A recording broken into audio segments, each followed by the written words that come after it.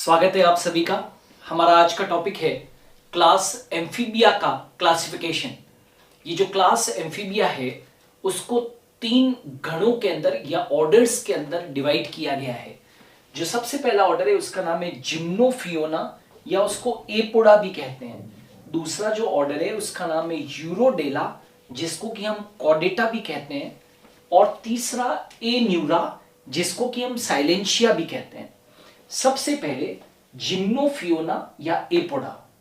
जैसा कि नाम दर्शा रहा है, एपोडा का मतलब क्या है? पाद विहीन उभयचर। इनके अंदर लिम्स नहीं पाए जाते हैं, तभी तो इनको हम क्या कहते हैं? आदिम लिम्बलेस एम्फीबियन। आदिम लिम्बलेस एम्फीबियन मतलब इनके अंदर पाद अनुपस्थित होते हैं, किसी भी प्रकार के लिम्स नहीं पाए जाते हैं। ए का मतलब एब्सेंट, पोडा का मतलब legs. Limbs are absent. Body इनकी वर्म लाइक होती, कीड़े के समान, कृमि के समान होता है। इनका शरीर लंबा और कृमि समान होता है, बिल्कुल जैसे ईल होती है ना, वैसा इनकी बॉडी होती है। तो शरीर लंबा, ईल के समान या कृमि के समान होता है।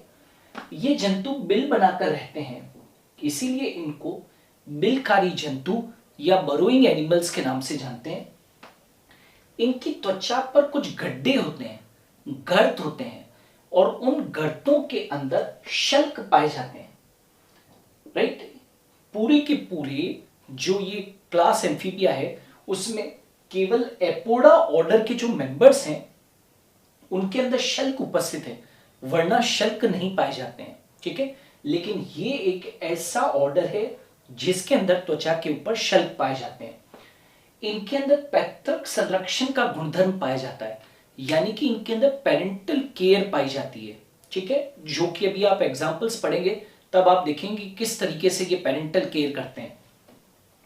क्योंकि इनके अंदर पाद अनुपस्थित है, लिम्स एब्सेंट है, इसलिए इनके अंदर गर्डल्स भी एब्सेंट है।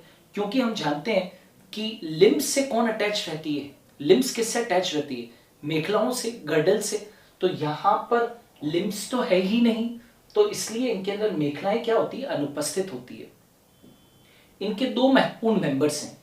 पहला है, सबसे जो इंपॉर्टेंट मेंबर है वो है इक्थियोफिस। इसको हम ब्लाइंड वॉर्म भी कहते हैं, अंधाकृमि भी कहते हैं। और इसके अंदर नर में मैथुनी अंग उपस्थित होता है। तो नर में मैथुनी अंग है, इसका मतलब इनके अंदर फर्टिलाइजेशन भी कैसा हो जाएगा? इंटरनल। नर में मैथुनी अंग है और फर्टिलाइजेशन भी कैसा होगा? इनके अंदर इंटरनल होगा, आंतरिक निषेचन होगा। और देखिए, मैंने अभी कहा था कि जो एपोडा के जो मेंबर्स होते हैं वो पेरेंटल केयर प्रदान करते हैं, पैतृक संरक्षण प्रदान करते हैं। तो इक्थियोफिस में मादा अंडों के चारों ओर कुंडली बनाकर बैठ जाती है। फीमेल जो होती है वो अंडों के चारों तरफ कुंडली बना के बैठती है। तो इसका मतलब क्या हुआ? मादा अंडे के चारों ओर कुंडली बनाकर अंडों को क्या प्रदान कर रही है? पैतृक संरक्षण, पेरेंटल केयर प्रदान कर रही है। इसी तरीके से एक और एग्जाम्पल है यूरियोटिफिलस, लेकिन यहां उल्टा है। यहां पर भी पैतृक संरक्षण पाया जाता है, लेकिन नर अंडों को क्या प्रदान करता है? संरक्षण प्रदान करता है। ठीक है, तो ये पहला ऑर्डर था एपोडा या जिम्नोफियोना। अब आप दूसरे ऑर्डर को देखिए, यूरोडेला या कॉर्डेटा। यूरो का मतलब क्या होता है? पूंछ। तो यहां पर देखो, ये टेल्ड एम्फीबियंस है। ठीक है, यहां क्या था? एपोडा में क्या था? पाद अनुपस्थित थे। यहां पर टेल्ड एम्फीबियंस है, मतलब इन एम्फीबियंस के अंदर क्या पाई जाती है? पूंछ पाई जाती है। ओके, और इनके बॉडी पार्ट्स को यदि देखोगे तो बॉडी तीन पार्ट्स में विभक्त है। राइट? सबसे पहला हेड, फिर ट्रंक और फिर टेल। मतलब सिर, धड़ और पूंछ। क्या क्या है इनके अंदर? सिर है, धड़ है और पूंछ है। तभी तो इनको हम क्या कहते हैं? पूंछ की उपस्थिति के कारण ही तो क्या कहते हैं? टेल्ड एम्फीबियंस कहते हैं। ठीक है, अच्छा, एपोडा के अंदर पाद नहीं थे। यहां पर आप देख सकते हो दो जोड़ी इक्वल साइज के पाद पाए जाते हैं। ऐसा नहीं है कि अग्रपाद जो है वो छोटे हैं और पश्चपाद लंबे हैं, जैसे कि मेंढक वगैरह में होता है। यहां पर दो जोड़ी पाद होते हैं और वो कैसे होते हैं? इक्वल साइज के होते हैं। राइट? और दूसरा, इनके अंदर नियोटिनी पाई जाती है। नियोटिनी का मतलब होता है चिरभ्रूणीयता, मतलब retention of larval characters even during the adult stage. मतलब जो लार्वा के लक्षण है वो एडल्ट में भी क्या रहते हैं? विद्यमान रहते हैं, बने रहते हैं। ठीक है, तो retention of larval characters even during adult is called as neoteny, या जिसको कि हम चेप भ्रूणीयता कहते हैं। और यहां पर आप देख सकते हो त्वचा पर शल्क अनुपस्थित है। यहां पर त्वचा पर शल्क थे, यहां पर त्वचा पर शल्क नहीं है। यहां पर नर में मैथुनी अंग था, यहां पर नर में मैथुनी अंग अनुपस्थित है। तो नेचुरली कि मैथुनी अंग अनुपस्थित होगा तो फर्टिलाइजेशन भी कैसा हो जाएगा, एक्सटर्नल, यानी कि बाह्य निषेचन होगा। कुछ एग्जांपल्स हैं, नेक्ट्यूरस, इसको मड पपी भी कहते हैं या वाटर डॉग के नाम से भी इसको जाना जाता है।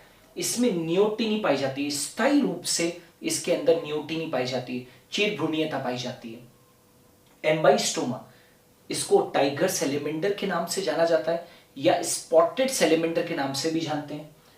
एम्फ्यूमा, ये भी इसी ऑर्डर का सदस्य, कॉर्डेटा का। एम्फ्यूमा को कोंगो ईल कहते हैं।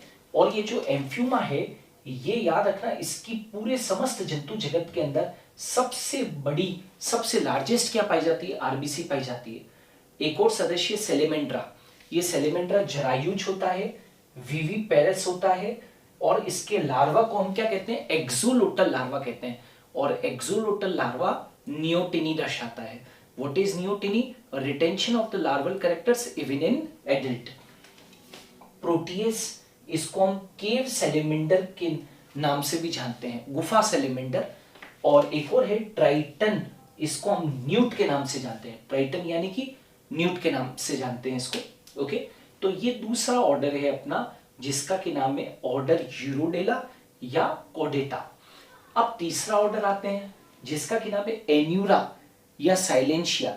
एन्यूरा का मतलब क्या होता है, जिसमें टेल ना हो, पूंछ रहित एम्फीबियन। लेकिन याद रहे, टेल एडल्ट में एब्सेंट है, लार्वा में टेल हो सकती है। जैसे कि फ्रॉग है, तो फ्रॉग तो एडल्ट है, उसके अंदर टेल नहीं है, लेकिन उसका जो लार्वा है, टैडपोल लार्वा, उसके अंदर टेल हो सकती है, राइट। तो ये टेललेस एम्फीबियन कहलाते हैं, पूंछ रहित उभयचर कहलाते हैं। पूंछ जो है वो एडल्ट में अनुपस्थित है, लेकिन लार्वा में हो सकती है, ये नोटिस कर लेना आप। इनका बॉडी पार्ट्स जो है वो केवल दो पार्ट्स हैं, हेड और ट्रंक। यदि आप देखोगे, यदि फ्रॉग को देखोगे तो उसके शरीर के दो मुख्य भाग है, सिर और धड़, क्योंकि पूंछ तो होती नहीं है और ग्रीवा भी नहीं होती है, तो यहाँ पर सिर और क्या है, ट्रंक है। और टिम्पेनम प्रेजेंट होता है। टिम्पेनम का मतलब क्या होता है, कान का पर्दा। तो इनके अंदर टिम्पेनम जो है वो प्रेजेंट है, कान का पर्दा उपस्थित है। और इनमें बाह्य निषेचन पाया जाता है। बाह्य निषेचन नेचुरली कि इसके अंदर भी मैथुनी अंग नहीं होता होगा, राइट। कोपुलेटरी ऑर्गन मेल के अंदर एब्सेंट होता है, और निषेचन बाह्य होता है, यानी कि पानी के अंदर होता है, शरीर के बाहर होता है। इनके अंदर अप्रत्यक्ष परिवर्तन पाया जाता है, यानी कि लार्वा अवस्था जो होगी वो क्या होगी, उपस्थित होगी। और लार्वा को क्या कहते हैं, टेडपोल लार्वा कहते हैं, जो कायंत्रण के द्वारा यानी कि मेटामॉर्फोसिस के द्वारा एडल्ट फ्रॉग में बदलता है। इनके अंदर कशेरुक दंड छोटी होती है, जो वर्टिबल कॉलम होती है वो छोटी होती है, और उसके अंदर मात्र 5 से 6 कशेरुकाएं, 5 to 6 वर्टिब्रा ही पाई जाती है। इनके अंदर कायंत्रण होता है। कायंत्रण का मतलब समझते हैं ना, कायंत्रण के अंदर डेवलपमेंट होता है, और जो लार्वल स्टेज है टेडपोल लार्वा, वो एडल्ट फ्रॉग के अंदर बदल जाएगा। आईज इनके अंदर आईलिड्स के साथ में होती है, मतलब इनके अंदर पलकें पाई जाती है, ठीक है, और मतलब आंखों के अंदर पलकें पाई जाती है। यहाँ पर कुछ इंपॉर्टेंट मेंबर्स है वो नोटिस कीजिए। राना टिग्रिना बहुत कॉमन मेंबर है, इसको बोलते हैं इंडियन बुल फ्रॉग, ठीक है। हाइला, इसको बोलते हैं ट्री फ्रॉग। दूसरा है रेकोफोरस, रेकोफोरस को हम बोलते हैं flying frog, okay. Pipa, Pipa को क्या कहते हैं, Surinam toad. Alytes, midwife toad. Bufo, जिसको बोलते हैं कॉमन टोड या वास्ट्रिक टोड के नाम से जानते हैं, इसके अंदर विष ग्रंथियां पाई जाती है।